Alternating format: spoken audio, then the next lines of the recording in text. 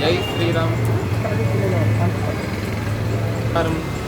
దాతారం సర్వసంపదాం లోకాభిరామం శ్రీరామం భూయో భూయో నమామ్యహం. వల్లీ దేవసేనా సమేత శ్రీ సుబ్రహ్మణ్యాయ నమః. విష్ణు సూర్య గణపతి అంబికా సమేత పరమేశ్వరాయ నమః. శ్రీ గురుభ్యో నమః.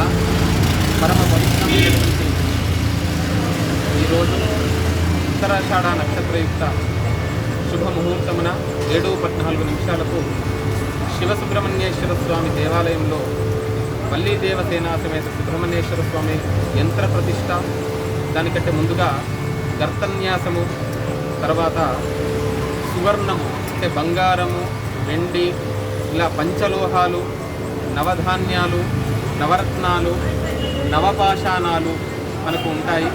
అవన్నీ కూడా వేసి యంత్ర ప్రతిష్ట చేసే సుముహూర్తానికి తదుపరి విగ్రహ ప్రతిష్ట మహోత్సవం రామ్నగర్ మనకు 6 కూడళ్ళు ఉన్నటువంటిది. చాలా మహత్తరమైనటువంటిది, చాలా ఒక మహత్తరం, ఇది ఒక గొప్పనైనటువంటి సంఘటన. అది మేము కూడా ఊహించలేదు. ఎందుకంటే ఇక్కడ మనం ఈ దేవాలయాన్ని చూస్తే వెనకాల 3 అనగా వెనకాల వైపు మనకు 3 రోడ్లు ఉన్నాయి. దానికి ఇటువైపు 3 రోడ్లు. ఈ 6 కూడళ్ళ మధ్యలో షణ్ముఖుడిని స్థాపించుకోవడం అనేటువంటిది చాలా గొప్పనైనటువంటి విషయం. ఇంకా ప్రధానమైనటువంటిది ఇటు దక్షిణాంనాయ శృంగేరి పీఠము, ఇటు ఉత్తరమున స్కందగిరి శ్రీ సుబ్రహ్మణ్యేశ్వర స్వామి క్షేత్రం. యావత్ భారతదేశంలోనే సుబ్రహ్మణ్య క్షేత్రాలలో ప్రధానమైనటువంటిది స్కందగిరి సుబ్రహ్మణ్య క్షేత్రం. ఇక్కడికి మనం అనుకుంటాం హైదరాబాద్కి వచ్చినటువంటి వారు ప్రధానంగా చూడవలసినటువంటి క్షేత్రం ఏమిటి అంటే స్కందగిరి. అలాంటి ఆ రెండింటి మధ్యలో ఈ సుబ్రహ్మణ్య క్షేత్రం ఉండడం, ఎందుకంటే కాలనీవాసులు ఇంతకుముందు వచ్చినప్పుడు చెప్పారు, పరమాచార్య వారు అక్కడ ఏ విధానంగా స్కందగిరిలో స్థాపన చేశారో ఇదంతా కూడా నడయాడినటువంటి స్థానము, ఇక్కడ స్థాపించినటువంటి స్థానము అని అన్నారు. పరమాచార్య స్వామి వారు ఎవరు అంటే సాక్షాత్తు శివుడు. పరమేశ్వరుడిని దర్శనం చేసుకోవాలంటే నిజంగానే స్వామిని స్మరిస్తే చాలంట ఈశ్వర దర్శనం అవుతుందంట. అలా ఎలా అంటే మధురం ఇలా ఉంది, లడ్డు ఇలా ఉంది అంటే కాదు, అదే అనుభవించాలంట గురుతత్వాన్ని. ఎవరైనా పరమాచార్య స్వామి వారి యొక్క చరిత్ర తెలుసుకోండి, స్వామివారిని స్మరించండి, తెలుస్తుంది. వారు అడుగుపట్టి ఉన్నటువంటి స్థానం కాబట్టే ఈ విద్యానగర్, ఈ రామ్నగర్ అనేటువంటిది నిజంగానే పేరులోనే ఉంది. విద్య అంటే జ్ఞానము, రామ అంటే రాముడికి సంబంధించినటువంటిది. రాముడిని ఆరాధిస్తే సకల విద్యలు కూడా కలుగుతాయని చెబుతుంది లలితా స్వరూపం అని. అలాంటి గొప్పనైనటువంటి స్థానం ఈ రామ్నగర్ కానివ్వండి, విద్యానగర్ కానివ్వండి, ఈ వీధులు కానివ్వండి, అంత గొప్పనైనటువంటి స్థానంలో ఎక్కడికి వెళ్ళినా చూస్తే ఒక వృక్షం, ఒక చెట్టు మొలవాలంటే ఆ భూమి ఎంతో శుద్ధమై ఉండాలి, ఎంతో పవిత్రమై ఉండాలి. ఎంత పచ్చదనం అంటే అసలు అందులోకి ఈ కాలనీలోకి అడుగుపెట్టగానే ఒక ప్రశాంతమైనటువంటి వాతావరణం ఉన్నది. అది ప్రధానంగా అది ఎలా అంటే కాలనీ వాసులకు తెలుస్తుంది.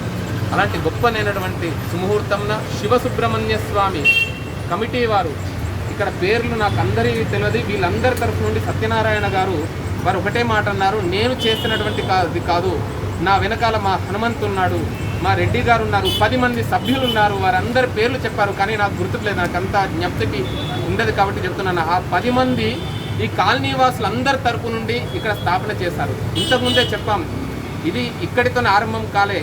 మనం పిల్లవాడు పుట్టిన తర్వాత ప్రధానంగా తల్లిదండ్రులు ఏంటిది, వివాహ సమయం వచ్చినాక ఎవరైనా ముందుకు వస్తారు, కానీ ప్రారంభంలో చూడడమే ముఖ్యం. ఎవరైతే ఈ 3 సంవత్సరాలు ఈ దేవాలయం నడవడానికి అంటే దీపారాధన కానివ్వండి, నైవేద్యం కానివ్వండి, అర్చకుడికి వేతనం కానివ్వండి, ఇక్కడ శుభ్రం చేయాలి రోజు కూడా ఒక మనిషి వచ్చి, వారికి వేతనం కానివ్వండి, తర్వాత ప్రతి ఏదో ఊరికే ఇంట్లో అంటే వేరే, దేవాలయానికి వారోత్సవము, నిత్యోత్సవము, వారోత్సవము, పక్షోత్సవము, మాసోత్సవము, బ్రహ్మోత్సవాలని ఉంటాయి. ఇందులో ఈ 3 సంవత్సరాలు ఎవరైతే పాల్గొంటారో 300 సంవత్సరాలు పాల్గొన్నటువంటి ఫలితం వస్తుంది. 3 సంవత్సరాల తర్వాత మీరు ఆటోమేటిక్గా పాల్గొంటారు. అయినా కూడా 3 సంవత్సరాలు మాత్రం ఇదంతా కూడా మన కార్యక్రమం అనుకుని అందరూ కూడా పాల్గొనాలని V3 ద్వారా నిజంగానే ఏ ఛానల్స్ కూడా రాలేదు. వారు ఆ పేరులోనే వారు ఎలా ఎంచుకున్నారో తెలియదు. వి అంటే విజయమని, విశేషమని. ఏదైనా కూడా జయం అంటే ఆనందం ఉండదంట, విజయం పొందాడు అంటే ఆనందం ఉంటుంది. అలా 3 నెంబర్ సంఖ్య కూడా అక్కడ వల్లీ దేవసేనా సమేత సుబ్రహ్మణ్యేశ్వర స్వామికి సంబంధించినటువంటిది అనుకోవచ్చు మనము. అలా బ్రహ్మ విష్ణు మహేశ్వరులకు సంబంధించింది అనుకోవచ్చు.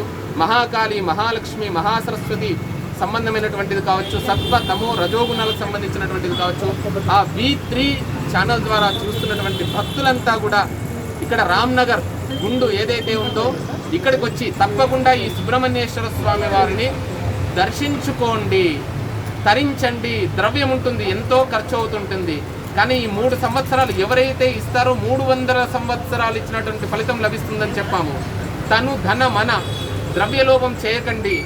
ఇక్కడ మీరు రూపాయి ఇస్తే మీకు 10 రూపాయలు వస్తుంది. ఇది నేను సత్యంగా చెబుతున్నాను. దేవాలయాలలో ఇచ్చిన వెంటనే ఫలితం రాదు కదా, విత్తనం పెట్టగానే పండు రాదు కదా, తప్పకుండా సఫలం జరుగుతుంది. అలా ఈ కార్యక్రమానికి సహకరించినటువంటి శివసుబ్రహ్మణ్య స్వామి దేవాలయ కమిటీ వారికి, రామ్నగర్ విద్యానగర్ సభ్యులకు, కాలనీవాసులకు, భక్తులకు, ఇక్కడికి వచ్చి ఒక పండు సమర్పించినా, కొబ్బరికాయ సమర్పించినా, తూడ్చినా, ఒక బ్రాహ్మణులకు కానివ్వండి, ఇక్కడ సేవకులకు కానీ ఒక మంచినీళ్ళు ఇచ్చినా మీ అందరికీ కూడా సమానమైనటువంటి ఫలితం రావాలని, ఈ కరోనా భారీ నుండి మరల సంవత్సరానికి మనమంతా కూడా బయటపడి ఎవరి ధర్మాన్ని వారు ఆచరిస్తూ స్వేచ్ఛగా, ఎవరి ఉద్యోగాన్ని వారు, వ్యాపారాన్ని వారు ఎవరి స్వేచ్ఛగా చేసుకునేటువంటి శక్తిని ప్రసాదిస్తాడని ఇది ప్రతిష్ట చేశాం కదా. 3 నెలల్లో అత్యద్భుతమైనటువంటి మార్పులు రావాలని. ఎందుకంటే మేము భగవంతుడిని కాదు, ఆ భగవంతుడు అలా పలికిస్తున్నాడు. 3 నెలల్లో అంత శాంతియుతమైనటువంటి వాతావరణం ఏర్పడి మనం శుచిగా, శుభ్రంగా, నియమాలు పాటిస్తూ స్వీయ నియంత్రణ కలిగి మనము ఆ భగవంతుడి యొక్క సేవలో తరిద్దాం. పరోక్ష సేవలో వీరికి సంబంధించినటువంటి ఫోన్ నెంబర్స్ ఉన్నాయి. అకౌంట్లో కానివ్వండి, లేకపోతే ఒక వస్తు రూపకంగా ఒక గంట కానివ్వండి, మకర తోరణం కానివ్వండి, ఇప్పుడు చాలా ముఖ్యమైనటువంటి ఒక నెలకు సరిపడేటువంటి నూనె కానివ్వండి, బియ్యం కానివ్వండి. ఎందుకంటే ఈ రోజు నుండి అన్నప్రసాదం పెట్టాలి. తప్పకుండా అందులో పాల్గొనవలసింది. ఒక స్టవ్, సిలిండరు ఎవరికి తోచింది వారు ఇక్కడ సమర్పించుకొని స్వామివారి యొక్క అనుగ్రహాన్ని పొందండి. ఇది కేవలం లోక కళ్యాణార్థం. ఇక్కడ ఎవరు దంపతులు కూర్చోలేదు. కేవలం ఈ కాలనీ వాళ్ళంతా కూడా మేమేం కాదు కర్తలము, భగవంతుడు చేయించాడు కావున మీరు చేయండి మా నిమిత్తంగా అన్నారు. ఇక్కడ వైదిక బృందం మాత్రమే ఈ కార్యక్రమాన్ని నిర్వహించాం. జై శ్రీరామ్. ఈ కాలనీ గురించి ఒక 2 మాటలు ఇక్కడ ఉన్నటువంటి హనుమంతు కానివ్వండి, లేదా సత్యనారాయణ గారి కానివ్వండి, ఒక 2 మాటలు. మన విద్యానగర్, రామ్నగర్ కాలనీ సభ్యులందరి తరఫున మేమంతా కూడా ఒక కమిటీగా ఏర్పడి ఈ ఆలయ నిర్మాణం పూనుకోవడం జరిగింది. ఈ యొక్క క్రతువు ఒక్కరి వల్ల అయ్యేది కాదు. నా పక్కకున్న రెడ్డి గారు కానీ, హనుమంతు కానీ, ఇంకా నా వెనకాల అజ్ఞాతంగా ఇళ్లలో ఉన్నారు, క్వారంటైన్లో ఉన్నారు. ఇలా నా ఎమ్మడి 10 మంది ఉన్నారు. చుట్టుపక్కల సోదరి మనులు చాలామంది ఉన్నారు. అందరూ అక్క చెల్లెళ్ళు, అన్నా తమ్ములు అందరూ కూడా అన్ని విధాలు సాయం చేస్తేనే ఇంత ముందుకు వచ్చింది. వాళ్ళందరికీ ఆ రామానుగ్రహం. ఇక ముందు కూడా మేమందరం కలిసి ఇట్లనే కలిసికట్టుగా ముందుకెళ్తాము. చిన్న గుడి ఉన్నప్పుడు ఎట్లా కలిసి తిరిగినామో ఇప్పుడు కూడా అట్లనే కలిసి ముందుకెళ్తాము. అందరము అయ్యే బిడ్డలమే, పరమేశ్వరుని బిడ్డలమే. మనమందరము సోదరి మల్లం కాబట్టి మనం కలిసి ముందుకెళ్దాం, గుడిని అభివృద్ధి చేద్దాం. సమస్త లోక సుఖినో భవంతు. నమస్కారం అందరికీ. ఈ గుడి నిర్మాణానికి మన కాలనీ వాసు సత్యనారాయణ గారు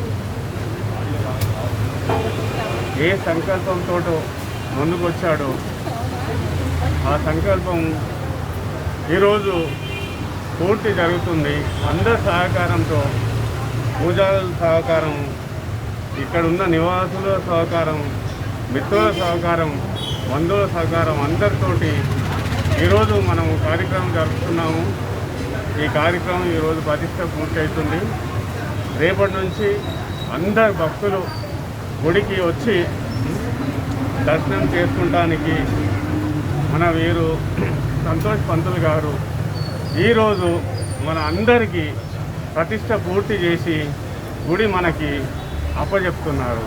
వారి అందరికీ పూజలందరికీ కృతజ్ఞతలు. ఏ విధంగానైతే ఇప్పటి వరకు సత్యనారాయణ గారికి మేమందరం కాలనీ వాసులము ఏ విధంగానైతే కోఆపరేట్ చేశామో అదేవిధంగా మేము తప్పకుండా సార్ వెనుక ఉండి సార్కు అలాగే కోఆపరేషన్ ఇస్తాము. ఈ గుడి అభివృద్ధికి అందరు కలిసి మనం పనిచేస్తాం.